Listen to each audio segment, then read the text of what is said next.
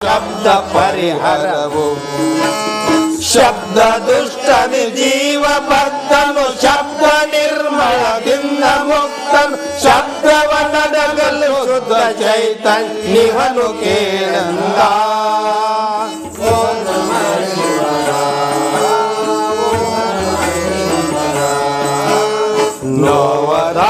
ನೋವದಾರಿಂಗೆಂದೆನಲು ಕೇಳ ಜೀವನಿಂಗಿಯ ಲಿಂಗದೇಹ ಭಾವಿಸಲು ದಶಕೇಂದ್ರಿ ಪಂಚ ಪ್ರಾಣ ಮನ ಬುದ್ಧಿ ತಾವು ಎಂಥದಿನೇಳು ಕೂಡಲಿ ಕೋವಿ ಕರೆಸಿತು ಲಿಂಗದೇಹ ನೋವು ಲಿಂಗ ಶರೀರ ಕಲ್ಲದ ದಾರಿ ಇಲ್ಲಂದ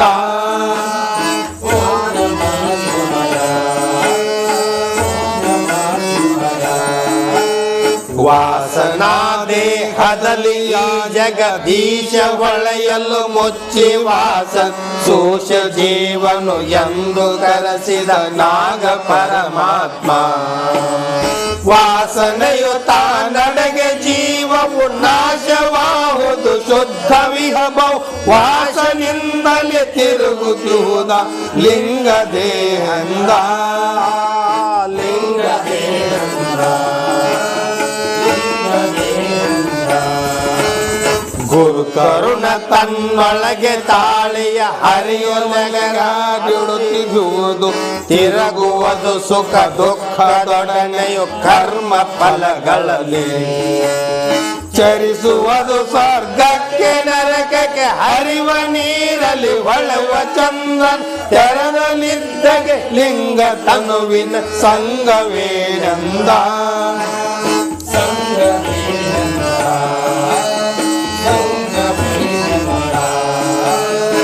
ಯೋಗದಿಂದಲೇ ಸರಲು ಸರ್ವವ ನೀಗಿ ಸುಖ ದುಃಖಗಳು ಭ್ರಾಂತಿ ಹೋಗಿ ಬಾಯಾಂತರವ ಮರದೆ ವಾಸನೆಗಳುಡಗೆ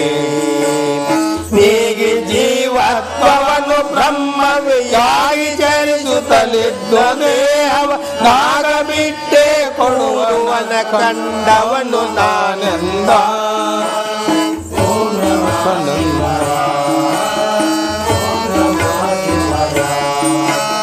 ಕ್ಷೀರದೊಳು ಕ್ಷೀರಲಗಿ ತಂದದಿ ನೀರೊಳಗೆ ನೀರಲಗಿ ತಂದ ಚಾರು ಸಕ್ಕರೆಯೊಳಗೆ ಸಕ್ಕರೆ ಕೂಡ್ದ ತೆರನಂತೆ ಪಾರಮಾತ್ಮಕನಾದ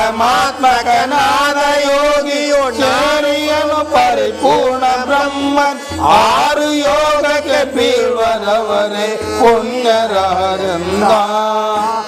ಪುಣ್ಯರಾರಂದ ಇಂತು ಜೀವನ್ ಮುಕ್ತಿ ವಿವರವನಂತು ಹೇಳಲು ವೃಷಭ ಕೇಳಲಂತು ಅಲ್ಲದಾಡುತ್ತ ಜೀವನ್ ಮುಕ್ತಿ ಮಾರ್ಗಕ್ಕೆ ಸಂತ ಸಾಧರು ದೇವಿ ಚರಿತ ಕಂತವೆಲ್ಲವ ಕೇಳಿ ಚರಣ ಕಂತು ಬಿದ್ದರು ದೇವಿಗೆಯು ಪರಮೇಶನಿಗೆ ಎಂದ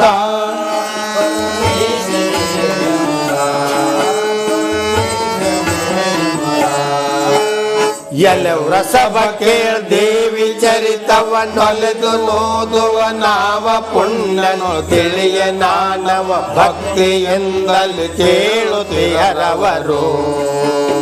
ಸಲುವರೈ ಪುಣ್ಯಕ್ಕೆ ಕಾಮ್ಯವ ಕಳೆದು ನಿಷ್ಕಾಮ್ಯದಲ್ಲಿ ಓದಿ ದಳವಡುವ ದೈಜ್ಞಾನ ಪಾರ್ವತಿ ದೇವಿ ಕರುಣದಲ್ಲಿ